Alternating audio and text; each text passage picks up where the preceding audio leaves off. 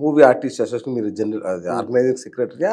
Joint secretary. Joint secretary. ఎట్లా ఉంది sir? ఇప్పుడు ఏమన్నా మెరుగుపడిందా మీ పరిపాలనలో? బాగా మెరుగుదల పడింది. ఇప్పుడు వేషాలు లేని వాళ్ళకి ఏమన్నా అవకాశాలు ఇస్తున్నారా? బ్రోచర్ వేసి మేము అన్నీ ప్రతి కంపెనీకి వెళ్ళి ఇచ్చేస్తాం. ఆహా! లాస్ట్ ఇయర్ చాలా మందికి అయింది. ఈసారి కొంచెం ఈ కోవిడ్ అది రావటం వల్ల కొంచెం తగ్గింది. అయినా సరే అది చేస్తాం. ఓకే. అంతేకాకుండా అందరికీ మెడికల్ ఇన్సూరెన్స్ ఫ్రీగా చేయించాం. ఓకే. సొంత నిధులతో ఒక బిల్డింగ్ కట్టిస్తా అన్నారు, అదేమన్నా జరుగుతుందా? ఏ సార్ అది నాకు అర్థం కాదు. బిల్డింగ్ కట్టిస్తా అన్నారు, కడతారు. బిల్డింగ్ ఎందుకు సార్ మనకి? బిల్డింగ్లో అక్కడ ఆట ఆడుకోవడానికి లేకపోతే ప్యాక్ ఆడుకోవడానికి కాదు కదా. ఆ సాయంత్రం ఇంత మందు కొట్టడం అవన్నీ ఇంటి దగ్గర చేసుకోవాలి. ఎందుకంటే పొద్దున్న సాయంత్రం వరకు షూటింగ్ చేసి వచ్చి సాయంత్రం అన్నా ఇంట్లో పిల్లలతో గడపాలి కదా సార్. అలాగని కూడా కాదు, కానీ బిల్డింగ్ ఉండాలి. మా ప్రెసిడెంట్ విష్ణు ఆయన అన్ని జాగ్రత్తల్లోనే ఉన్నాడు. ఎవరితో మాట పడాడు ఆయన. మరి ఏది ఏం కొబ్బరికాయ కానీ ఏం జరగలేదు? అది అవకాశం సార్. ఇప్పుడు సైట్లు అతను ఏమన్నా అంటే కొన్ని గవర్నమెంట్ సైట్లు గురించి, తర్వాత ఇంకో సైట్ గురించి ట్రై చేస్తాడు. లేదంటే వాళ్ళ సొంత సైట్ ఇచ్చేస్తాను అన్నాడు. అలా ఆయన మాట అంటే మాట, వెనక్కి తగ్గేది లేదు. అది వెనక్కి తగ్గేది లేదు. మీకు ఎలా ఉన్నాయి సార్ ఇప్పుడు అవకాశాలు? మీరు సొంత యూట్యూబ్ ఛానల్ పెట్టుకున్నట్టున్నారు. అవునండి, బాగున్నాయి. వెబ్ సిరీస్లు ఎరగదీస్తారు అసలు. అసలు ఈ మధ్య కాలంలో ఆరోగ్యకరమైన చక్కటి హాస్యం, మంచి ఏంటి షార్ట్స్, రీల్స్ మీవే భలే ఉంది. అంటే చక్కగా ఇప్పుడు షార్ట్స్ చూస్తుంటే మీవే చూడాలనిపిస్తుంది. Fresh comedy. అదే నాకు శివారెడ్డి అని అతను మన దీనికి రాస్తాడు, ఆయన రాస్తాడు అనమాట. Very good. మంచి కుర్రాడు చాలా. అతను కూడా నా పక్కన యాక్ట్ చేయడం, బాబాని యాక్ట్ చేయడం అంటే నా పక్కన. మీ శిష్యుడు అతనేనా? అదుర్సులో శిష్యుడా? అదుర్సు బాగుంది కదా. అదే భలే ఉందండి అసలు. బాగా సెట్ అయ్యారు మీరు కూడా. మన తిరుపతి వెళ్తే అడుగుతున్నారు అందరూ, అదురు చాలా బాగుంది. అదురు సినిమాలో యాక్ట్ చేసినందుకు అడగాలి, కానీ ఈ అదేంటి యూట్యూబ్ చూసి అడుగుతున్నారు. మరి లేటెస్ట్ ఇప్పుడు అదే కదా ట్రెండ్, బ్రహ్మాండంగా షార్ట్స్ బాగా అంటే నేను 4 years బాగా ఖర్చు పెట్టేది దానికి. అప్పుడు పెద్ద ఇది లేదు, కానీ సడన్గా దానికి అదే పెరిగింది. అది నిజంగా భగవంతుని ఆశీర్వచనం. అంటే ఆడియన్స్ ఆశీర్వచనం, నా అభిమానులు ఆశీర్వచనం. ఇప్పుడు మీ అబ్బాయి ఏంటి సిచ్యువేషన్ ఏంటి? హీరోగా ఏంటి నిలదొక్కోలేకపోతున్నారా? మీరేం చేయలేకపోతున్నారా? నేనేం చేస్తానండి, ఇప్పుడు కోట శ్రీనివాసరావు గారు అన్నట్టు ఏంటంటే, ఆర్టిస్ట్కి టాలెంట్తో పాటు గులివించి గింజంత అదృష్టం కూడా ఉండాలి. Okay, right. అదృష్టం రావాలి, కష్టపడుతున్నాడు పాప, ఆయన చేస్తున్నాడు. ఎప్పుడు టైం వస్తుందో తెలియదు. ఇప్పుడు మనం ఒకేసారి అంటే, ఇప్పుడు ఒకేసారి రావాలంటే మనం ప్రొడ్యూస్ చేయాలి సినిమాలు. ఆల్రెడీ ప్రొడ్యూస్ చేసి చేతులు కాల్చుకున్నాం. ఓకే. ఇట్లా కష్టాల పాలైన వాళ్ళని ఆదుకునే వ్యవస్థ ఏం లేదా సార్?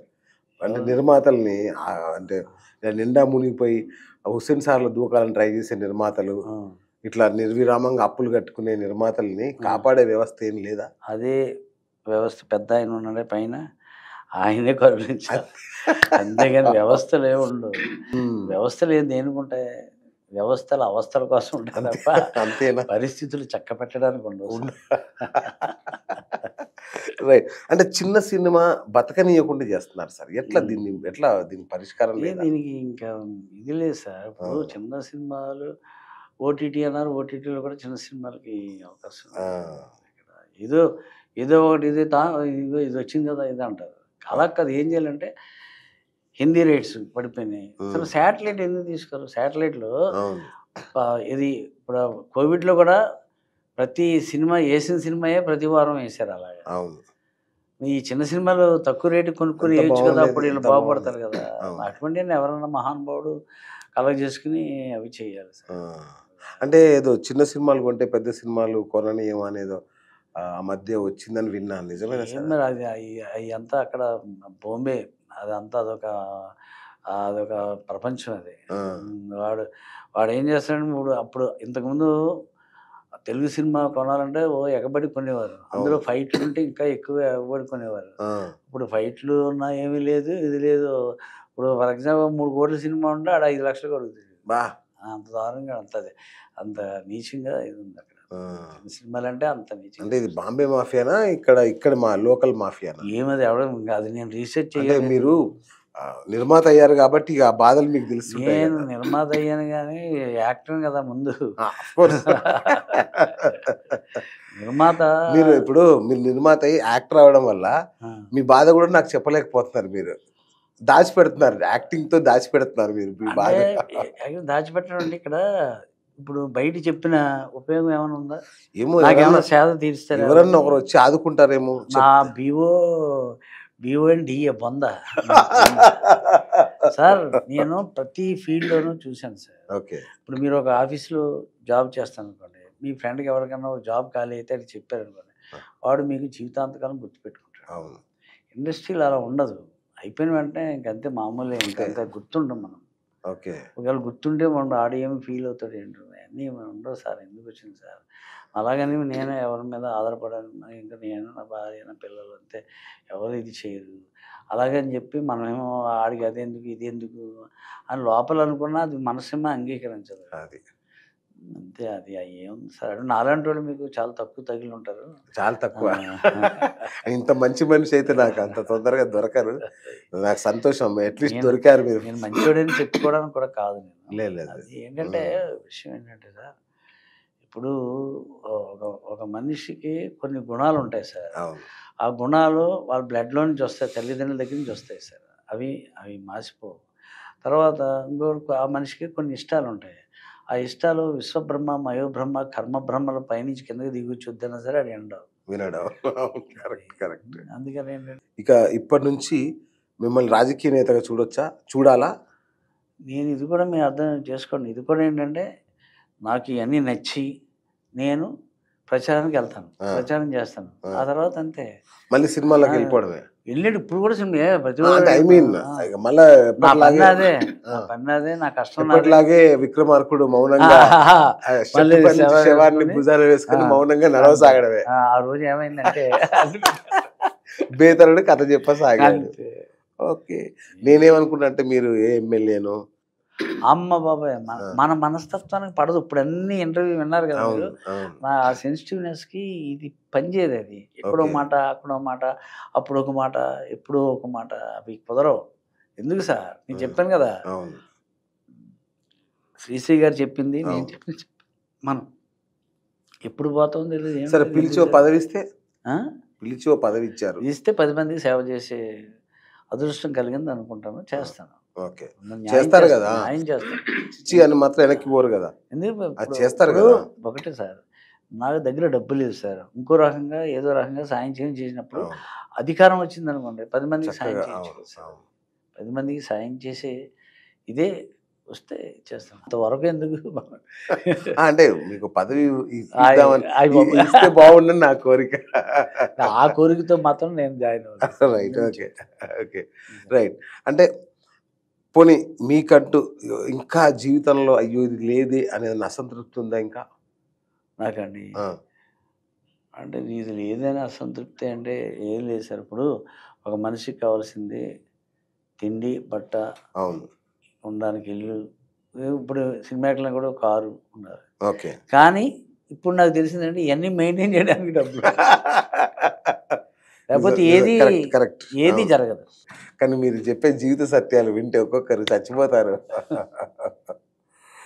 ఈ ఒక గోల్కి నేను చేరుకోవాలి అనేది ఏదన్నా ఉందండి నాకు. ఎందుకంటే ఇప్పుడు నాకేంటంటే ఇప్పుడు ఇండస్ట్రీ ఇప్పుడు ఇందాక చెప్పాను చూడండి, కోవిడ్ అప్పుడు నేను ఆంధ్రాలో ఎంతమందికి హెల్ప్ చేశాను. అవును సార్. అది అక్కడ కూడా డెవలప్ అవ్వాలండి, ఎంతోమంది ఉన్నారు, చేయాలి.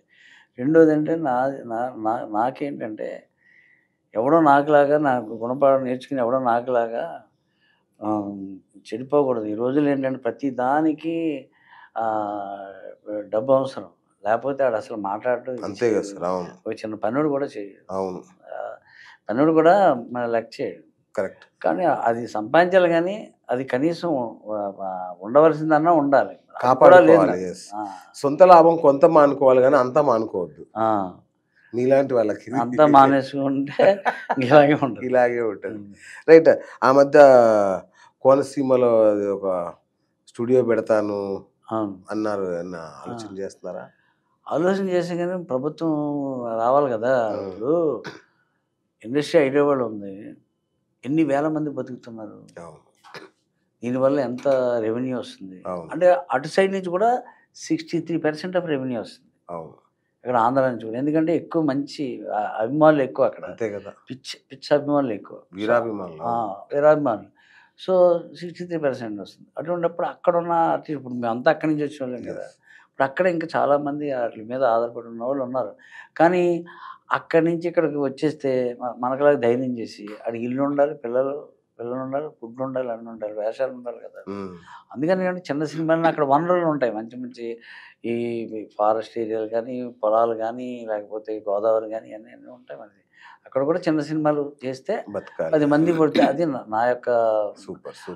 నా ముందు నుంచి నాకున్న కోరిక ఏంటంటే అక్కడ కూడా ఇలా ఇది పెడితే ఎందుకంటే మనం విడిపోయింది ఎందుకంటే ఇది ఒక రాష్ట్రం కావాలి కాబట్టి విడిపోయాము. ఇప్పుడు ముందేమో మెడ్రాస్‌లో ఉండేది. మరి తర్వాత మన రాలేదు. నెల్లూరుకి వచ్చింది. తర్వాత ఇక్కడికి వచ్చింది. వచ్చిన తర్వాత నేనేమంటానంటే అది కూడా డెవలప్ చేయాలి. ఇప్పుడు ఇక్కడ ఏం తెలుసా? మెడ్రాస్ నుంచి వచ్చేటప్పుడు ఇక్కడ ఏమిచ్చారు? రాయితీలు ఇచ్చారు. ఏంటంటే సినిమా తీస్తే ఎంత ఇస్తాం అది. స్టూడియోలో స్థలాలు కూడా ఇచ్చారు. ఇచ్చారు. అన్నీ ఇచ్చారు. అక్కడేమో స్థలం కాదు కదా! అసలు ఏమి ఇవ్వట్లేదు. నేను నా ప్రయత్నం చేశాను. చాలా ప్రయత్నం చేశాను కానీ నోబడీ ఈజ్ హియరింగ్.